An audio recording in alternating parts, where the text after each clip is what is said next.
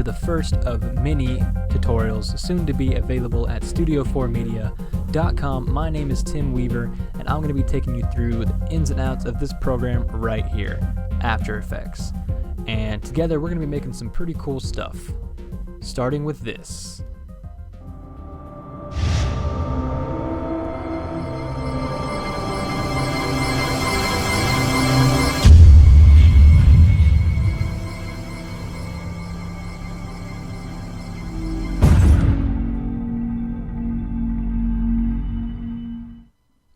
Nice. Now, I know what you're thinking. You're thinking, what in the world is it about this logo intro that makes it so cool? You know, there's something about it that just makes you, you really like it. Well, I'm going to let you in on a little secret, okay? Tip number 1 from studio4media.com. Okay, at the very end of this video, if you notice, the very end, it fades to black. Now this is a little known secret that we use here in the industry. If you fade your videos to black, that makes them cool. People like that. People like to see it fade to black. Now notice in the very beginning, we don't fade in from black, okay? If we faded in from black, then this video would be awesome. But as it stands, we're just at the cool status. So, okay, enough of that. Moving on. Let's go into After Effects and see how we create this, okay? I'm going to go to Composition, New Composition, and call this one BG for background. And we're just going to be using the NTSC DV widescreen, so just 720 by 480. You can make it whatever size you want, but that's the size we're going to use. Okay, then I'm going to be making a new layer. Let's go to Layer, New, and we're going to be making a solid. And again, call this BG for background. And we're going to want kind of a dirty gray color. Something like that. That's more pink. Let's go ahead into the solid settings and change it more to like a gray. Kind of like that there. Okay. Now let's go ahead and make another solid. And we're going to put V for vignette. Honestly, I don't know how to spell vignette, so that's why we're just putting V for now. And if we go up here to the top, you see this little rectangle tool. That's the mask tool. If you just hold on that, go over to the ellipse tool, or you can shift through it by pushing Q until you get to this ellipse. And if you double click on it, it creates a circle or an ellipse around our composition here. And inside, we're going to change this mask from add to subtract. So now it's going along the edges here. And then we're going to feather this out a little bit and also turn down the opacity.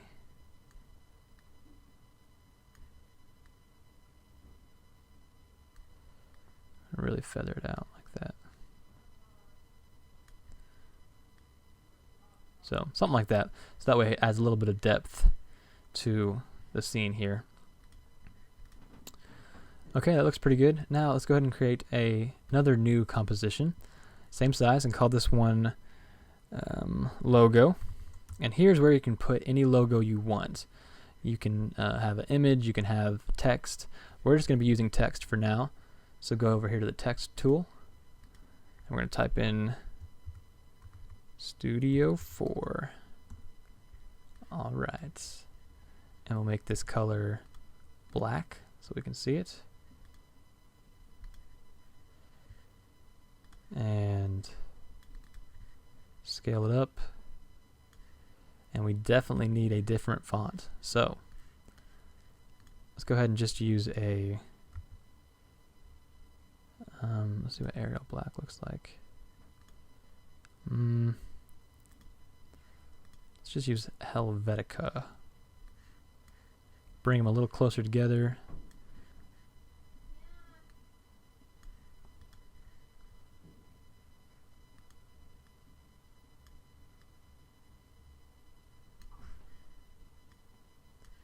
And let's go ahead and make the 4 a little bit bigger as well. And change that color to blue. Maybe baby blue. Okay. Let's center it up, bring up the title action safe, and just put it in the middle there. Looks pretty good. And let's go ahead and create another new composition and call this one Shatter.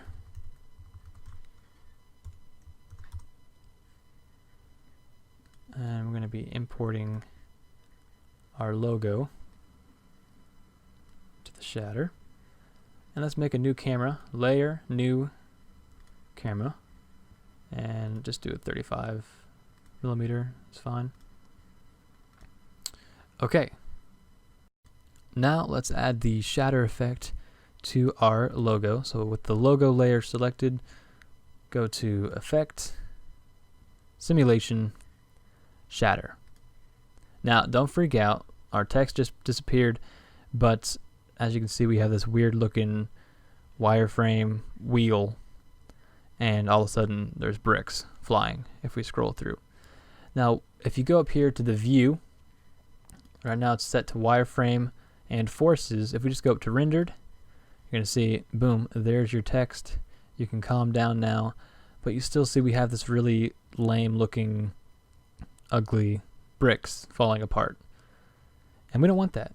So let's go into the shape pattern, change it from bricks to glass. Now I'm going to go ahead and jump back into this wireframe mode so we can see what the glass shatters look like. So now we can see how many there are, what they're going to look like when they explode, and now you're glad you have this weird looking thing because you can see what's going on, See, it all works out.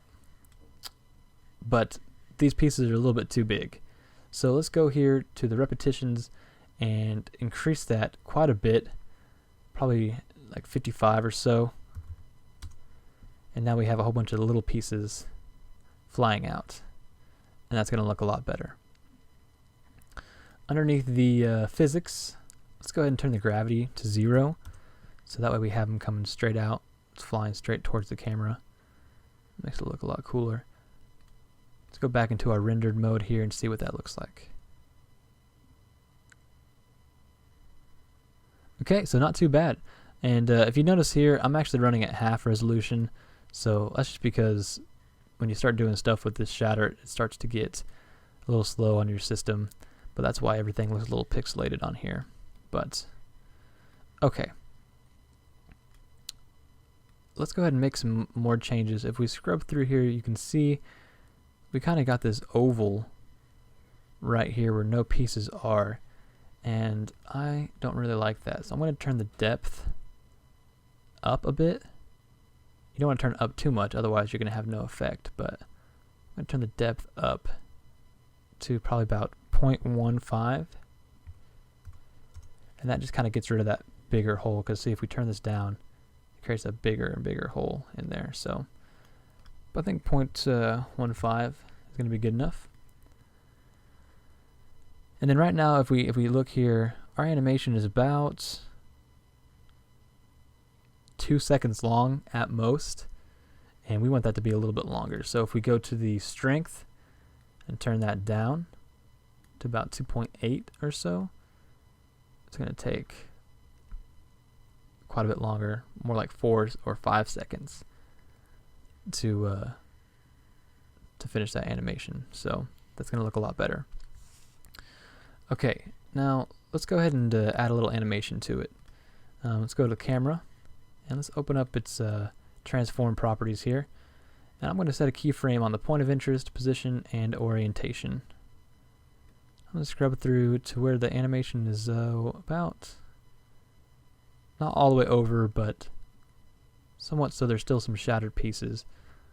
I'm going to zoom in quite a bit. I'm going to rotate it up. Zoom in, and I'm going to choose the toggle switch up here. Again, if you can't see this, you just hold that down and you can see the track XY camera tool. And zoom in a little bit more to where we can't see any pieces. Now, if we play this back, you notice that the pieces come in from behind the camera, rotate, and then suck together to create our logo. Boom, just like that. There it is. So let's go ahead and play this back and see how it looks as far as the speed and everything of it.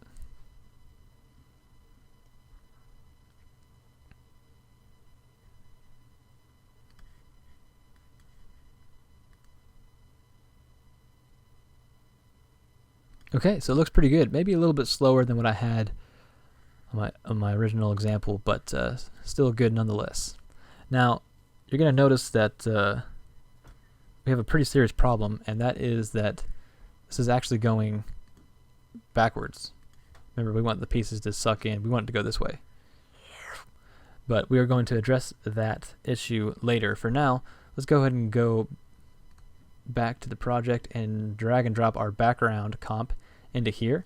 So we have the background, and let's make a new composition and call it main.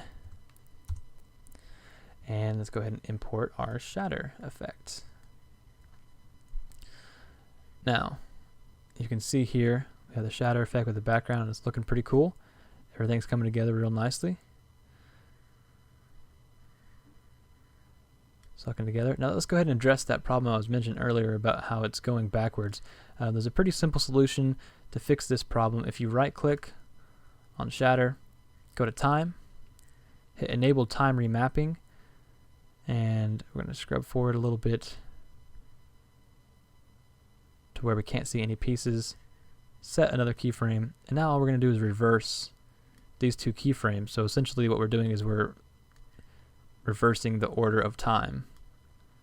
So now it's going to start from 3 seconds and work its way backwards. And that fixed our problem. And you want to make sure, if you notice it start to go the other way, that's because we have another keyframe down here. We want to delete that. Make sure we have no extra keyframes. So it comes together, sticks, and that's what we want for now. Okay, looking pretty good. Now, included with this tutorial available for download is a pre-rendered optical flares. If we drag that in the comp real fast, you're going to see here what it is. It's just an optical flare that I got from videocopilot.net, and just kind of comes along, flashes, and goes across the screen. Now this is going to be a little bit bigger than our comp, so I'm going to scale it down. If you just hold shift while you're scaling instead of getting it all messed up like this, it'll keep it proportional. So I'm going to set this to add, and so if we go to toggles and switches here, change the mode to add, and that gives it a little bit of brightness and is now transparent. If we scrub through this, you're going to see our lens flare start. Now we want it to start a little sooner, so let's take this towards the beginning here.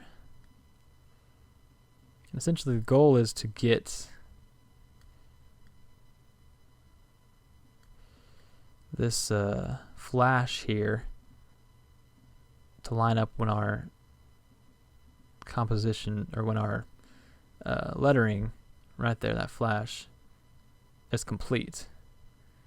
Right about there, 6.18 seconds is when we want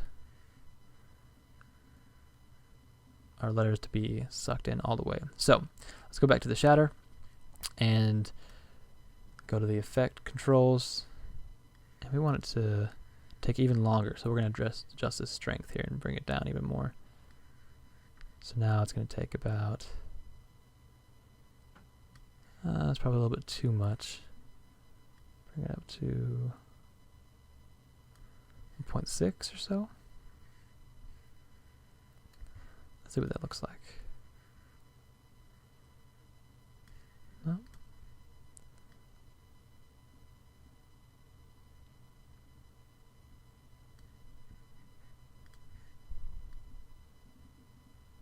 Getting closer.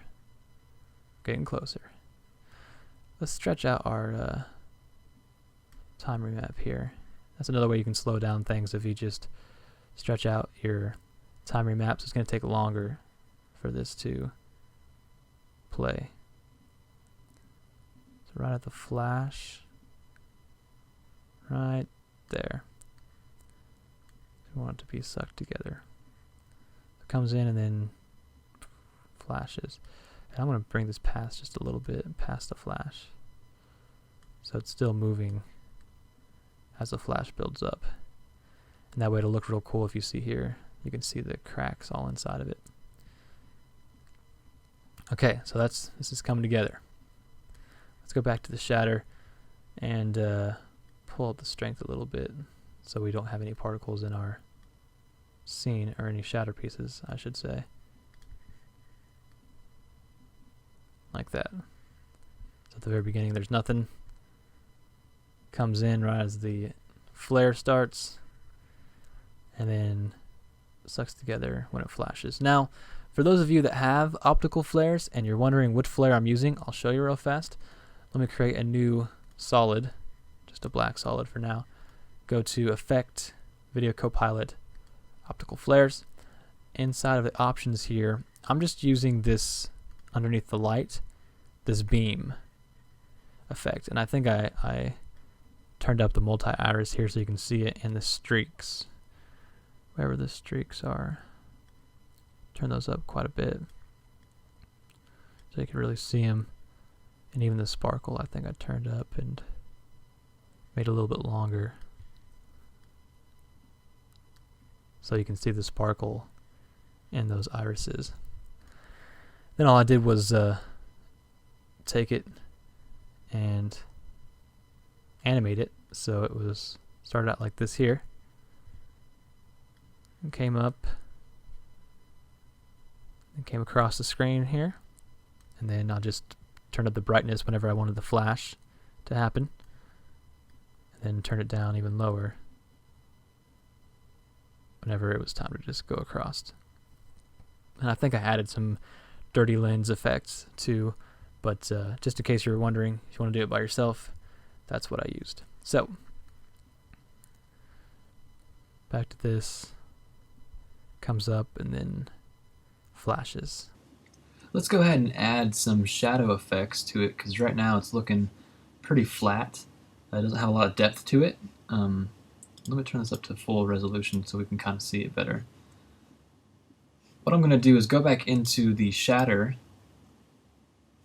and let's take the logo composition and let's duplicate it.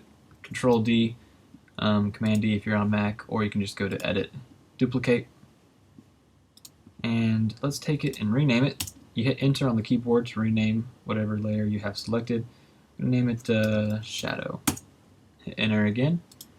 Let's go to the Effect Controls, and we're going to add a tint. So go to Effect, Color Correction, Tint, and all that does is take all the color out of it. And you can see here if I turn our logo layer off, that 4 is now gray, and we want it to be black. So if we go to the Map White and change that to black, it makes all the colors there black. Now with the shadow composition selected, let's go ahead and go to Effect, Blur and Sharpen, CC Radial Fast Blur. And right away you can notice we have a pretty cool looking shadow, and you can play with this amount right here and go really crazy with it. We're going to bring it to about 45 or so, and we're going to change the center position as well. We want it to come up from the top. This is a really cool effect. It makes it look like there's light coming from behind it, which will add a lot to it once we have it in our main composition. Let's go ahead and duplicate the shadow, and now if we take our amount and pull it down, you can see we're starting to get this really nice shadow edge along here, and that's going to really help with it looking 3D, give it some depth. Now we can take our other shadow one and pull this one up if we want, bring it back down, however we want to do it. Now if we look in the main here, you can see it looks like that light is causing the shadow to come from behind. So we can even turn this up a little more. And if we scroll through the very beginning, you can see that each one of the pieces also has that effect on it, which will make for a really cool effect as they're all coming together. Just makes it look like that light is just shining from the back. Now let's go ahead and add a light sweep effect as this comes together and this light comes across. We want to have a light sweep go across the logo. But first, let's go back into our shatter, and let's take this background layer and let's delete it, because now we just have a pure alpha matte, and in the main we'll put the background in the main. Now the reason why we're doing this is because we'll have more control over our shatter, and also when we do our light sweep, if I go to Effect, Generate CC Light Sweep, it's going to affect only our text. And if I would have had that the other way around, and put the background inside of our shatter, you see it's going to affect the entire layer, and we don't want that. So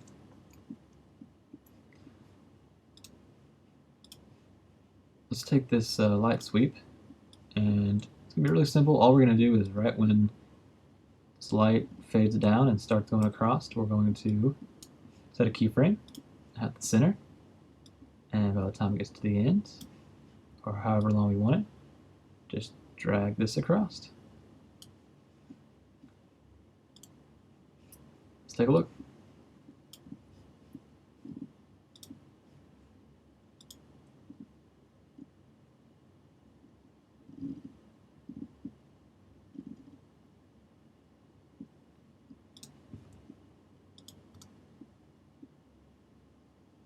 Looking pretty good.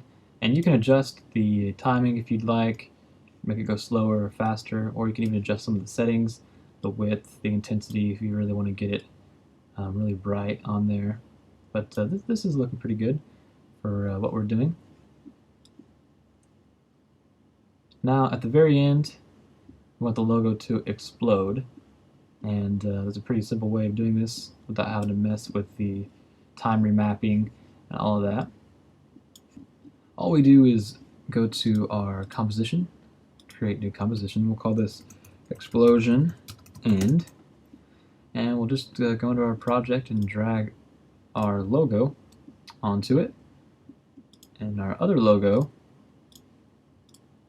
our shatter composition, we'll just copy, Command C or edit copy, and we'll go into the explosion end and do edit paste.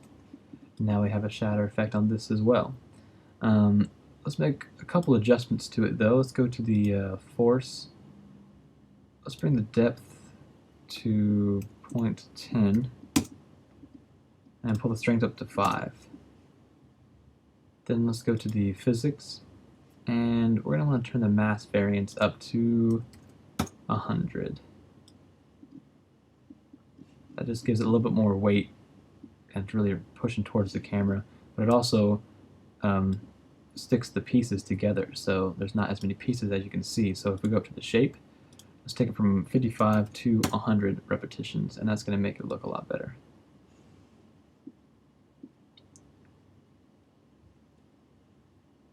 And that's all we need for our explosion end. So if we go back to the main here, drag in our explosion end, and we want this to be right where this one ends, and we actually might need to make our composition a little bit longer. Composition settings, you can change it to however long you want. Right here, 20 seconds. Gives us a little bit more room to work with. We'll just line it up at the end. And make sure we have it above the background composition. And also make sure your background composition is stretched out.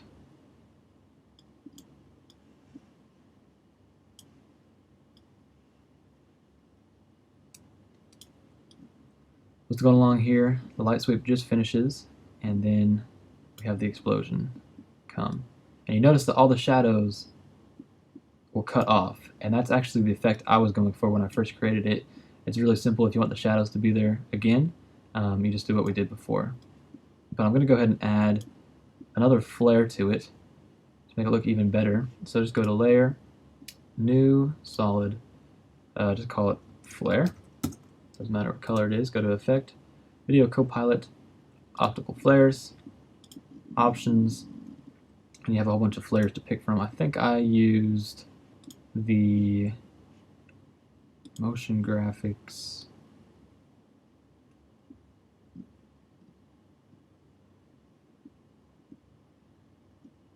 I don't remember which one I used, but you can just pick any flare, doesn't really matter. This one looks pretty cool. And we'll set it the transfer mode to add. Let's line it up pretty much right behind our logo, maybe even a little bit above it.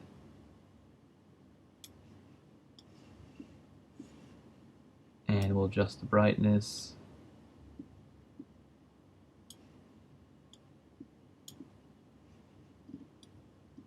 And let's just animate the center position to go across the screen. Take our flare, make sure it doesn't come on until our end explosion starts. Right about there. The moment it starts, we'll take the center position, set a keyframe, and drag it towards the end, and drag it all the way across. Just gives it a little bit of motion as the explosion happens. Now if we just play this back, see what it looks like.